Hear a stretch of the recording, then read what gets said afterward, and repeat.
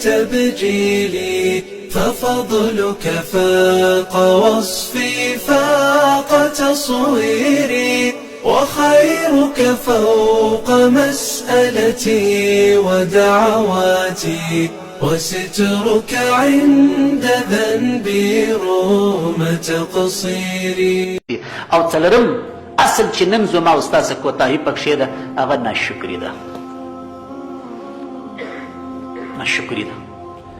ابو ذر غفاري صاحب فرمایي امرني خلیلي بسبع د رسول الله نه یادوي دول زما خواږه دوست ماته دا ویلي دي زما خواږه دوست ماته دا ویلي دي. ابو ذر غفاري صاحب غریب صحابي و فقیر صحابي و داسې یو درویش مزاج او فقیر مزاج صحابي و په صحابه کرامو کې د حضرت عثمان رضی الله عنه په دور خلافت کې بلشت ورڅخه وه او صحابه ته به راتله یو صحابي به په لشته وایي چې دا څه کوي دا څنګه زندګي ده د رسول الله په وخت کې داسې زندګي و. د ابو ذر غفاري مذهب دا و که چا د ماښام ډوډۍ درلوده د سبا غرمې دپاره نفقه جمع کول حرام. د هغه توکل دونه و خلکو امیر المؤمنین ته شکایت وکړي چې موږ د یې ښه سړي څه په عذاب سولو. امیر المؤمنین دی یې راویستی چې حضرت ستا مزاج چې دی ستا د یو حال دی ستا د یو رنګ دی ته مغلوبه یې لحاظه ته به د مدینې څه اوسې سارات ته به ولاړ سې. نبي کریم علیه السلام په هغه وخت کې ورته فرمایلي و چې ابو ذر غفاري یو وخت په پردا تاسې راځي چې ته به د مدینې څه ځې هلته به په سارا کې ژوند کوې. سارا ته ووتې کوچنکه کېږدۍ ځان ته ودرول په هغه کېږدۍ کې وفات سو. عبدالله ابن مسعود صاحب د سفر سره یې خوا څخه راتلی هغه باندې راله هغوی غسل کوي هغوی کفن کوي هغوی شخ کې د جنازې لمونځ یې ورکوي. نو امرني خلیلي بسبع خبرې مې تر ناشکرۍ پورې درته کول. زما دوست پر ما ګران نبی کریم علیه السلام ما ته د اووه شیانو نصیحت کړي دي. یو نصیحت دا دی وان انظر الى من هو دوني ولا انظر الى من هو فوقي. د ناشکرۍ یو عامل دا دی چې موږ تر ځان لوړو خلکو ته ګورو. که دنیا ده که دولت دی که پیسې دي که بلډینګ دی که سرای دی که جایداد دی که حسن دی که زیبایش دی که اسایش دی په دې ټولو کې تر ځان وړو خلکو ته ګورو. ابو ذر غفاري صاحب فرمایي چې ما ته رسول الله فرمایل چې داسې به نه کوې د دنیا په معامله کې به تر ځان ښه ته سړي ته ګورې. د دنیا په معامله کې چې چا تر ځان ښه ته سړي ته کتل کوم نعمت چې الله درته ورکړی دی دی د هغه نعمت ناشکري نه کوي. وقلیل من عبادي الشکور الله عز وجل فرمایي په دنیا کې زما شکرګزار بندگان لږ دي اکثره چې هغه ناشکره دي. شکرګزار بندگان او شکر ښونکي بندگان مې لږ دي.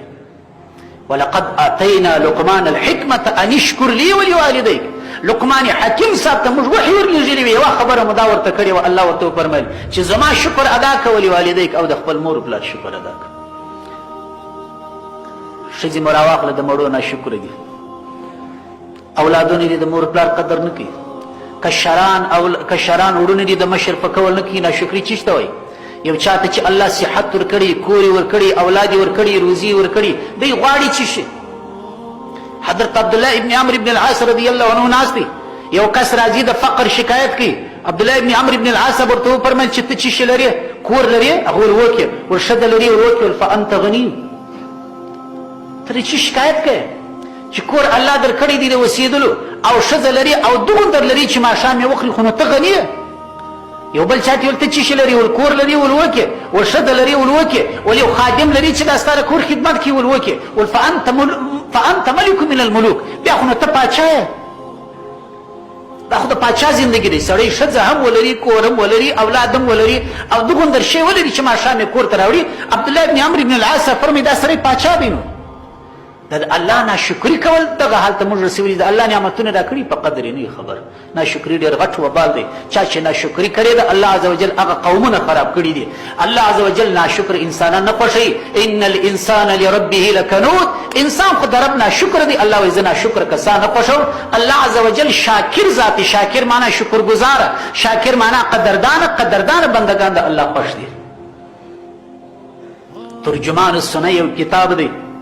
بدر علم مریټي رحمت الله علیه په دې کتاب کې احادیث جمع کړي دي. په دې کتاب کې یو حکایت د حدیث راخیستی دی. نبی کریم علیه السلام فرمایي چې په بني اسرائیلو کې 3 کسان وه. یو په سر باندې پک و بل په رنګ باندې پیس و او بل په سترګو باندې ړوند و. یو شخص راځي اول وار دغه پیس کس ته درېږي چې څنګه د ژوند زندګي دې څنګه ده وایي هغه د مخ شکایت ورته وکړي چې د رنګ سمې خلک نفرت کوي په مجلس کې چې ناست یم خلکو سره پریشان یم خلک زما ته نږدېکت نه خوښوي بدن و رنګ مې ټوله فیس دی هغه ژوند زندګي کاروبار څنګه دی نو کاروبار مې چیرې دی هېڅ شی نه لرم درې بدر ژوند مې دی وایي دغه کس دعا ورته وکړئ لاس یې پر اتیر کې پر مخ باندې په اصطلاح پر پوست باندې چې زه الله عز وجل دې تا ته ښایسته پوست در نصیب کړي او د هغه رقم الله عز وجل دې تا ته ښه روزي درکړي وایي الله عز وجل اوښ ورکړي د دې اوښ څخه سلسله غټه شول په ګلو ګلو شان یې پیدا کړل حدیث شریف مختصر دی پر پک باندې راغی ول زندگی څنګه ده هغه زندگی دار چې پر مجلس کې خلک ټوکی را باندې کی پسخند را باندې پک دی او پلان کوي دی او پلان کوي دی زوري زم دغه زندگی ده ول کاروبار دې څنګه دی ولې چې نسته درې بدر فقر او غربت دی وای د پر سر املا استراتیر کې دعا ورته وکړه چې الله عز وجل دې تاسو د سر شایسته وي در نصیب کی او الله عز وجل وای غوا ورکړل هغه دا غوا ولر په ګلو ګلو غوا وسولې پرډاند سړي باندې راغی ټول ژوندۍ څنګه ده هغه ژوندۍ دغه چې سترګې الله را ساخېستې دي خلک د مور خبرې کوي څوک د پلار خبرې کوي څوک د ورونو خبرې کوي زه نه مور پېژنم نه پلار نه ورونه چې پیدا سوی یم په سترګو ماشې نه دي لیدلې خوړونکي هم دغه مې زندګي ده ولمال چې لري ول شی نشته فقر غربت ژوند دی وایي د پر سترګو هم لاس راتېر کړي دعا ورته وکړي چې الله عز وجل دې تا ته ښه سترګې در نصیب کړي الله عز وجل بنا کړي د هغه بزوسې وایي په سوونو په زرګونو ګلۍ جوړې سولې دا خلاصه درته وایم وقت زمان دی تیریږي انسان اول ته نه ګوري اخر ته ګوري حکیم علومت صاحب فرمایي انسان عبدالحال دی انسان د حال زوی دی څنګه چې وس یې سابق قدر سه یې رسي څو عمر بعد یو سړی دی راغی اول ور پر پیس سړی باندې پیښ شو پیس وکړو خانې دو بلډینګان دي رمی دي ګلی دي کسی دي هغه ته چې ډېر دربدر یم مسکین یم غریب یم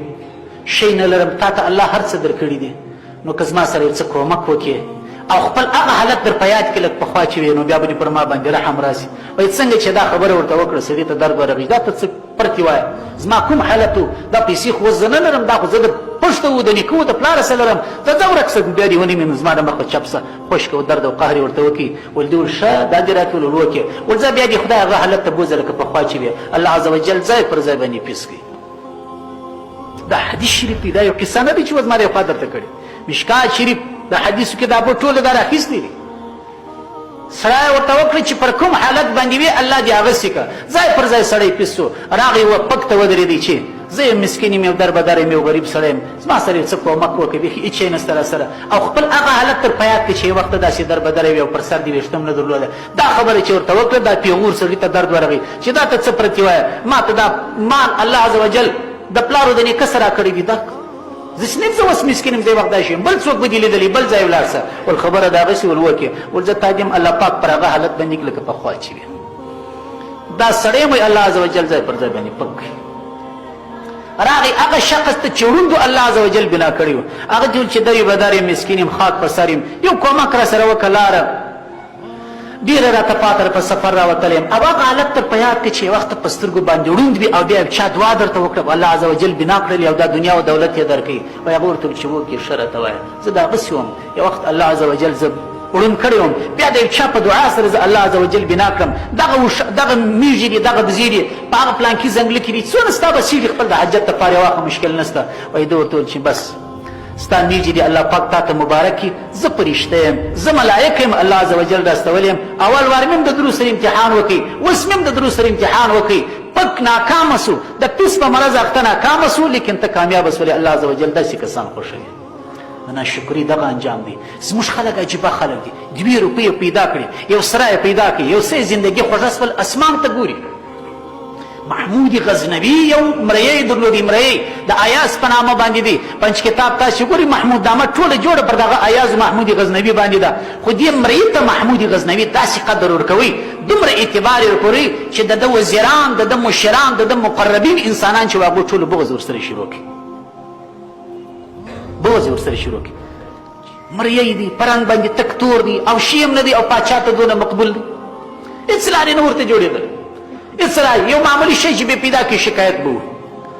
محمود غزنوي ته د ایاز شکایت راغی چې ایاز د پاچا د خزانې څخه غلا کړې ده او ایاز یو المارۍ لري او دغه شی په هغه المارۍ کې پټ کړي دي نو والله وړي چې غمیان بې غلا کړي نغدي بې غلا کړي پیسې بې غلا کړي هېڅ بې غلا کړي ځکه موږ هر سهار ایاز وینو چې سهار ځي المارۍ خلاصوي په المارۍ کې ګوري بېرته کلپي د دې معنا دا ده چې پیسې و شی مې وړي دي د یې ګوري دلته یو مشکل شته سړي به یو سار کتلی بل سار به کتلی دا روز ته دلې الماري خلاصه وګوره نو پاچا راوغوښتې ایاز ته ول چې ایاز الماري لري ول وکړه ول هر سار ورځي ول وکړي ول ګورې بېرته کولپې ول وکړي ول کلي راکړه کلي ځینې واخیستل چا چې پر ده د غلا تهمه هغوی ته ورکړي چې ورسي الماري خلاصه کړي د ایاز څه چې په الماري کې وه ټول راوړي ما ته حاضر کړي سړی ولاړې د اخوا چې راوړه درې شیان یې راوړه یوه جوړه چپلکې وې چمپل چې پینې ورته لګېدلې وې یوه کورتۍ وه چې پینې ورته لګېدلې وې یو پټو یې راوړی چې څیرې څیرې وو محمود غزنوي ورته ویل ظالمه دا ته څه کوې دا شام خو قابل د دغه دي چې وغورځول شاهي دربار د محمود غزنوي پاچي چې پر هندوستان باندې امر چلی دي پاچیانې خو هغه نو مقبول پاچا دا ته څه کوې دا چیش دی نو دا د چیش دپاره دا خو د دغه واړه نه دي چې هر سهار ورځي الماري خلاصوې او بیا راځې ګورې په دې کې دی چیشې ایاز ورته وفرمیل چې حضرت بل خبره ده زه چې ستا دربار ته رالم او دلته مقرب جوړ شولم او ستا خاص مشیر یم دا زما نفس روزانه راته غټېږي چې دا وګوره ایاز دا اوس څنګه ځای دی د محمود غزنوي مشاور نو زه روزانه د الماري خلاصوم دغه چپلکې ګورم دا کورتۍ ګورم دا پټو ګورم ځان ته وایم چې ای ایازه پام کوه چې غرور ونه کړې ته چې اوله ورځ د محمود غزنوي دربار ته رالې دغه څیرې چمپل دې په پښه وه او دا څیرې کورتۍ دې اغوستې وه او دغه پینو والا پټو دې پر ځان اچولي وو پام کوه چې غرور ونه کړې اوس هم هغه ایاز دا یو نعمت دی دا یو فضل چې الله در باندې کړی دغه زموږ ډالت دی سابقه مو یې رسي هغه مو یې رسي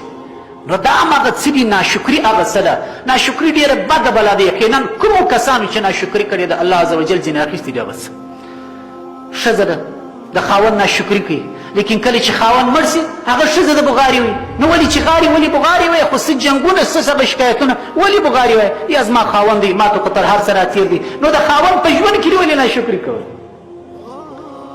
ښځه چې وپاسې هغه خاوند چې جنجالونه یې کول خبرې طلاق ته نږدې سوې هغه خاوند پسې جاري نو ولې پسې جاري ته خو ځینې په عذاب یې نو نه نه زما ښځه ده زما ناموس دی زما پر نامه باندې هر څه یې ما ته سپارلي وه او زما لجودك منتهى شكري وتبجيلي ففضلك فاق وصفي فاق تصويري